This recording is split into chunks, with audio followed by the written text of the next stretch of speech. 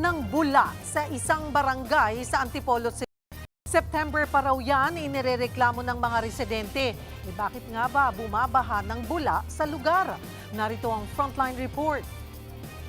Grabe naman yung dito, nagpakawala ng chemicals, so umubulwak sa kanal.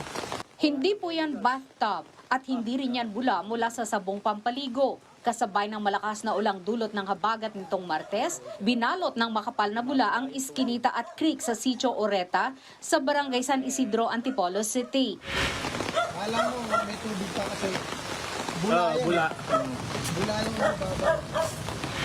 Bagamat wala namang kakaibang amoy, nababahala pa rin ang mga residente sa pag-aakalang kemikal ang umaapaw sa kanal. Umabot ang reklamo sa mga lokal na opisyal. Kaya agad nagsagawa ng investigasyon ang City Environment and Waste Management Office. Lumabas sa investigasyon na isang residente pala ang naghugas ng mga lalagyan ng sangkap na ginagamit sa paggawa ng dishwashing liquid. Dahil sa lakas ng ulan, tinangay ng tubig ang natirang sabon at naging makapal na bula sa kanal at ilog. Pero kasi last year pa namin inilapit to, September pa last year.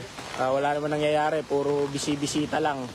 Dahil dito, inisyohan ng environmental violation ticket ang sangkot dahil sa improper wastewater disposal. Pero para sa mga residente, higit sa ticket ang hiling nila at mas mahigpit na pagbabantay para hindi na muling malubog sa bula ang kanilang barangay. Nagbabalita mula sa Frontline, Margie Bentulan, News 5. Mga kapatid, Julius Babaw po. Para sa komprehensibo at makabuluhang balitaan at talakayan, mag-follow at mag-subscribe na sa social media pages ng News 5.